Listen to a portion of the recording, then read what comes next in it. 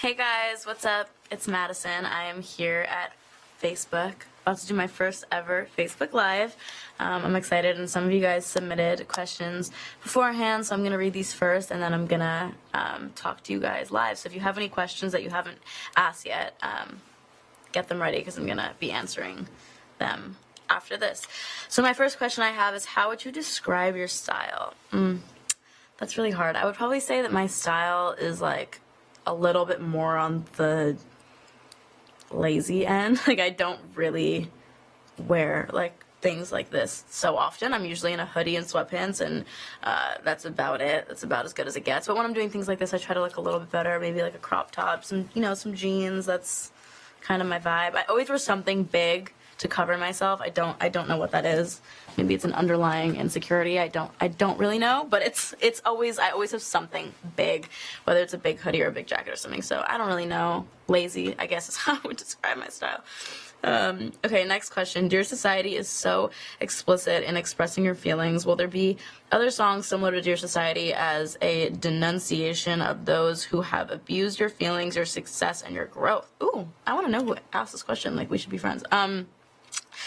Dear Society is, I honestly don't, I have so much to say about this song, and I want to not rant for 2 hours, so it's meant a lot to me that you guys have really like ingested this message that I've tried to put out there. I was really nervous that people were kind of gonna reject it and not want to be a part of this, you know, awareness that I was trying to raise of the society we currently live in, and like where we put our self-value and how we spend most of our time, and that's kind of what I was trying to get across with this, and it definitely means a lot to me that you guys have let this like resonate with you, and you've genuinely taken time to understand it. And it's also cool seeing you guys try to like decode the video as much as you can, because the video has so many metaphorical like underlying meanings behind it, and a lot of those being what's kind of happened to me in the industry. I was signed and dropped by the time I was like 16 years old, and the ending where I'm in the dark by myself is kind of like the reality and the sad truth of like me feeling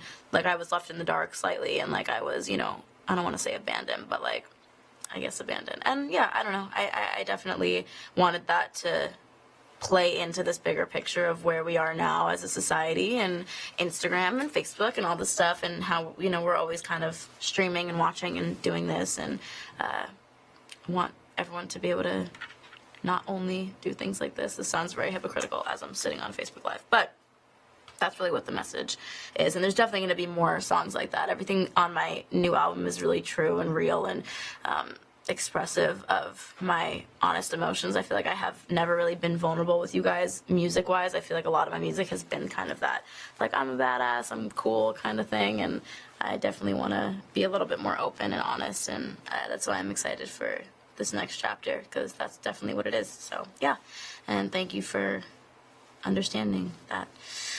Which fictional character would be the most exciting to meet in real life? By the way, I'm only reading these questions for the first time, so if I'm like god-awful, please forgive me. Which fictional character would be the most exciting to meet in real life? Rick or Morty, I guess. Rick, I'm gonna say.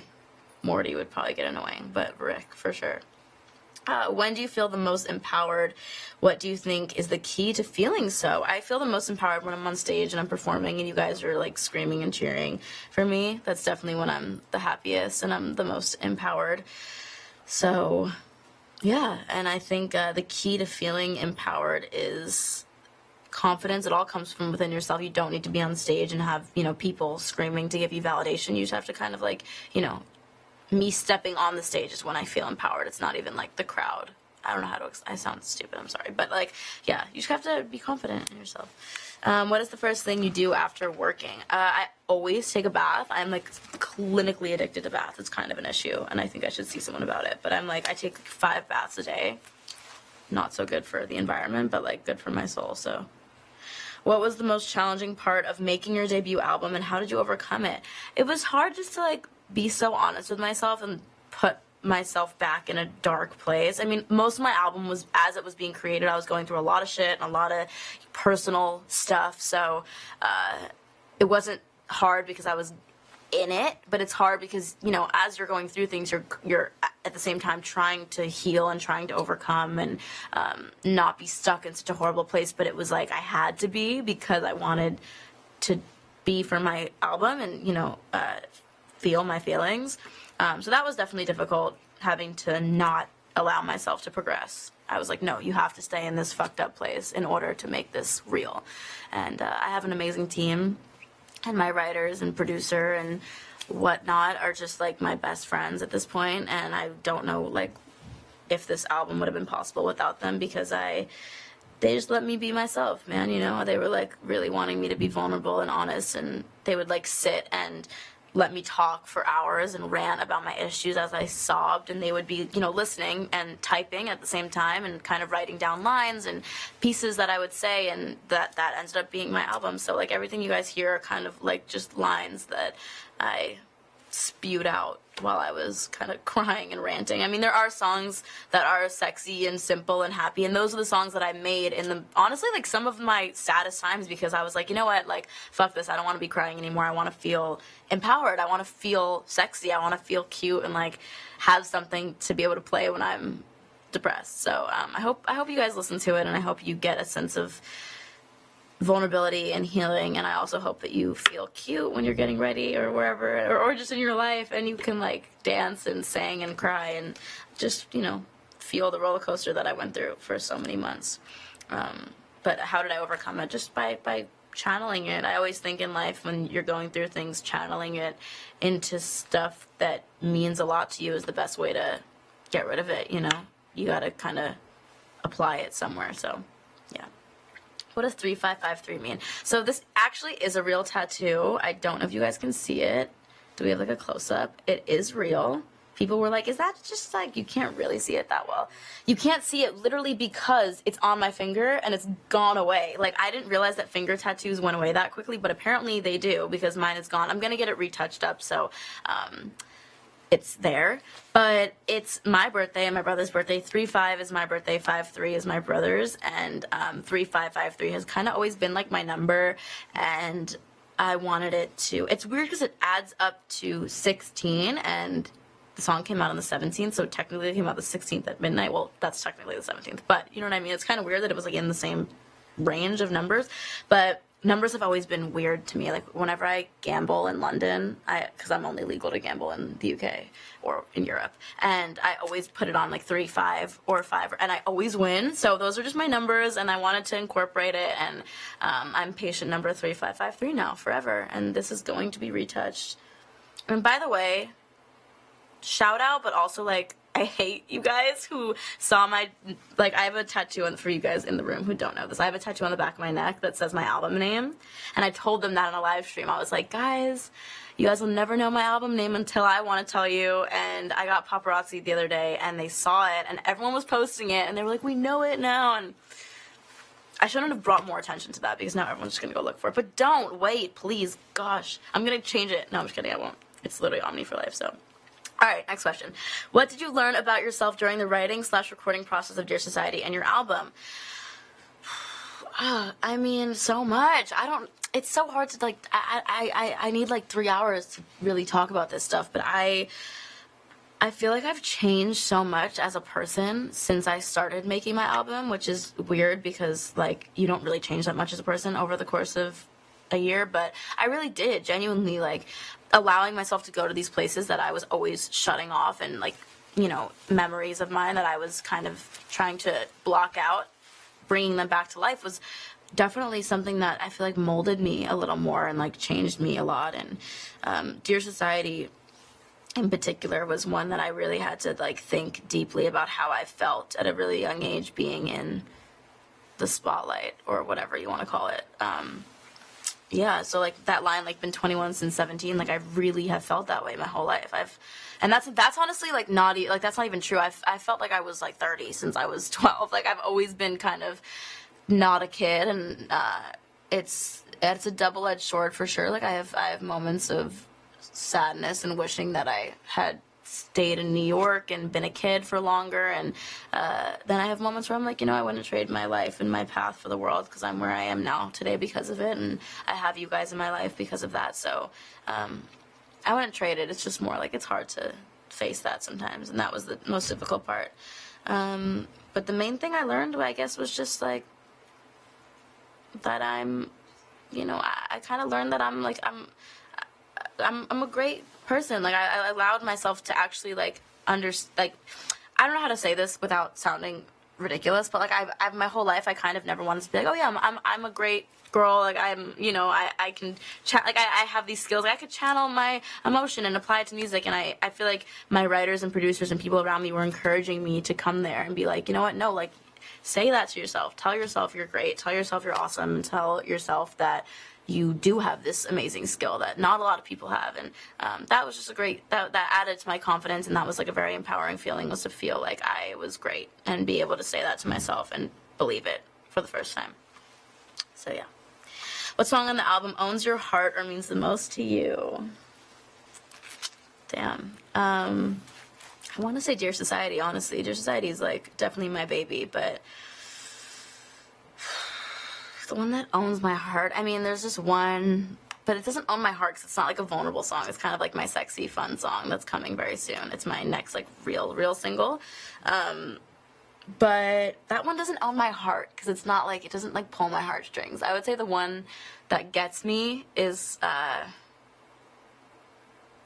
probably the ending of my album. It's really emotional and like makes me cry every time because it's kind of this, I'm not going to tell you, sorry, I'm not telling you, but it's the last song on my album and you will hear it, and it's really sweet because it's kind of me making my album. That's all I'm saying. Cut me off, please. Someone take this iPad away from me. What inspired you to be who you are today? In other words, who did you look up to? My mom. I know that's like kind of the corniest, most boring answer, but my mom really did. She's kind of just like the most amazing person I've ever met, and I could be in the biggest fight with her and I'd still say that. She's just superwoman. And I know everyone says it about their mom, but my mom is really like the one. She's just like, I've just never met someone in my whole life like her. Like, I really haven't. And she's so strong, and she's been through so much with me. Just, like, in regards to my career, but in my life, like, I'm not an easy person to, like, mother. So, I just am, you know, I'm constantly scared to have kids, because I'm, like, never gonna be her. And it's just, like, damn, it's kind of sad knowing that, like, I'm never gonna live up to be Tracy Beer. But, yeah, she's just incredible. And if you guys have met her, or you know her, or follow her, or whatever, like, she's just an amazing, selfless, like, heartwarming person, and she's who continuously inspires me to do better, and like making her proud is my greatest dream. And my dad's amazing too, but my mom, you know, it's a mom thing. Okay, can we expect more tracks with the same vibes as 𝙼𝚎𝚎𝚎 on your album? Yep, absolutely. Everything's the same vibe but different. You know, if you listen to my album, it's kind of all the same but different. And actually, that's not true. Everything sounds so different, but like everything has a similar vibe. Should we do live ones? Okay, let's do it. Yes. Hi. Wow. Okay, now I can see myself, and it's kind of scaring me. Wait. I don't even know how to do this. Okay, guys, I'm the worst. I'm literally like a 95-year-old woman. I'm not really tech savvy. How did you create 𝙼𝚎𝚎𝚎?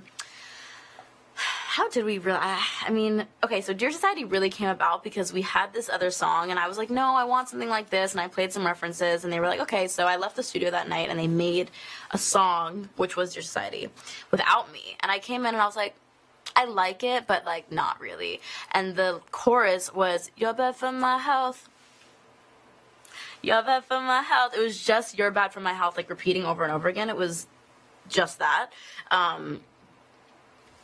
and I just was like, yo, we have to kind of like rap or talk more. It has to be more like verbiage. So I was like, you're bad for my health. I should probably get some help. I can't control myself. I'm addicted to the hell. And they were like, that's tight. And I was like, okay, cool. So let's go with that. And then I didn't sing the lyrics like that. That'd be kind of wild if I just like spitball lyrics like that. But I did go da da da da da da da da da da da, and they loved it, so that's how it came about. And the first verse lyrics were actually whiskey, pills, and cigarettes, my daily dose of internet. And I was like, it sounds like we're saying whiskey pills, like a pill of whiskey. And I was like, hey, I wanted everything to be really true to me too. I wanted the song to be very honestly my life, and I was like, I don't drink whiskey, and especially not whiskey pills. What even is that? I was like, I don't like this line, and we couldn't think of something else, and I was like, why don't we just say sleepless nights? Like, I don't sleep. I'm such an insomniac. So that's how that came about. But it was originally whiskey, pills, and cigarettes, my daily dose of internet. I'm trying to think of other lyrics we changed last minute. I don't think we did. We did. Oh, the first verse was originally, dear society, you pushed me to the edge, so here's some clarity. And it just never felt right to me. Like, okay, so what I just sang, the whiskey pills was the bridge, and then everything was just in a different order, in a different place. And I remember I was like, guys, this doesn't work. I was like, it sounds weird. And I had them mute the track, and I sang sleepless nights and cigarettes as the beginning, and they kind of all went like this, and they were like, ah. And then when the bridge came around and I sang dear society, it sounded so sad in a beautiful way. And then I had to fight everyone about the yeah part, by the way. So that was all me. Everyone was like, no, we don't like it, we don't really like that part. It's like, yeah. And I was like, no, we're keeping that in. So is my dad commenting on this? What about your dad? Dad, I love you. I'm sorry. He's like, excuse me. Sorry, I'm trying to read these questions. If I can't find one, I'm just gonna like, where do you get your inspiration for concepts you use in visuals and videos? I have been on Tumblr since I was probably 10 years old, and I just like reblog GIFs nonstop. I don't know if I should be talking about Tumblr at Facebook headquarters, but like, I'm sorry, it's just true. And I literally have been like reblogging GIFs. Is that how you say GIFs? GIFs? I don't know. And since I was literally like 10 years old, and I basically for my last tour just pulled my favorite ones and used them as visuals. And like, I don't know, when I make a song, I'm always seeing the visuals. So yeah. Okay, do I go down or up? Like, is this the new ones or is this the new ones? Down. Okay, I'm so not tech savvy. Okay. The yeah part is the best part. Thank you. Thank you. What was your reaction when you hear your whole album? Honestly, man, like, I can't even tell you guys. I could listen to it over and over and over again. It's an hour and a bit long, so it kind of takes up a lot of my time, but like, I just love it so much. So if you could describe your album's vibe in 3 words, what would they be? I hate these questions because it's just not possible. Like, I can't do that. But I would, if I had to, I would say, like, no, I can't do it. Okay, these are done. I will give someone this. Thank you very much. Got a little Facebook thumbs up. Okay, I'm going to read your live questions, so please. Belgium misses you. I miss Belgium. How long do you guys want me on this? How many? Okay, cool. Is Blue going to be a single? Never know. Is there a date fixed for the album or not yet? There's a tentative date, but it's not, like, set in stone. But I think, maybe. Any tour soon? Yes. Yes, there is a tour coming, and I'm really excited.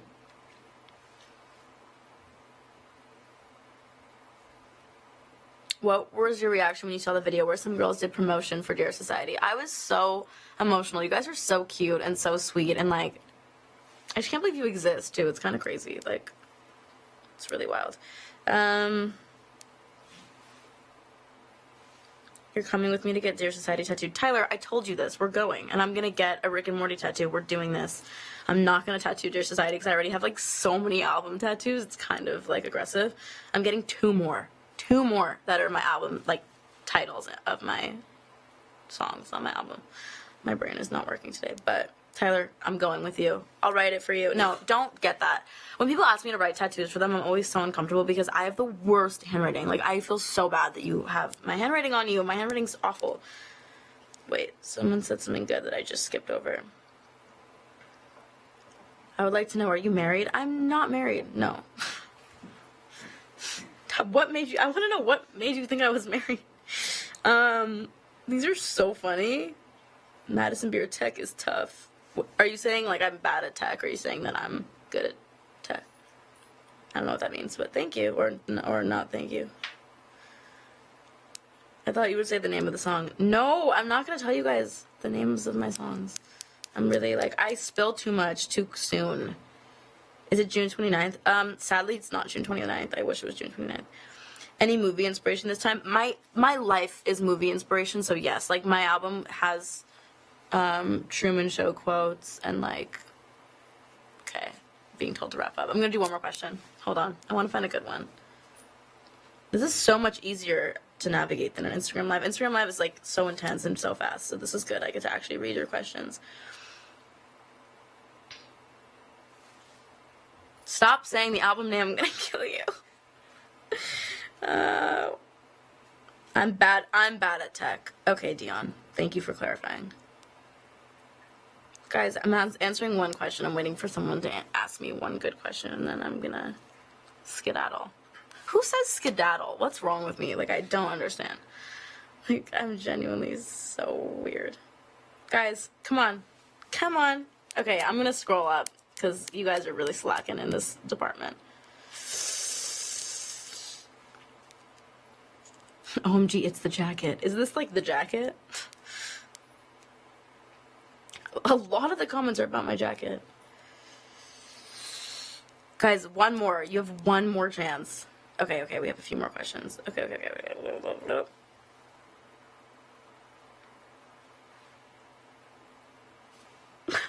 Okay, are we getting more singles before the album release? Yes, you are.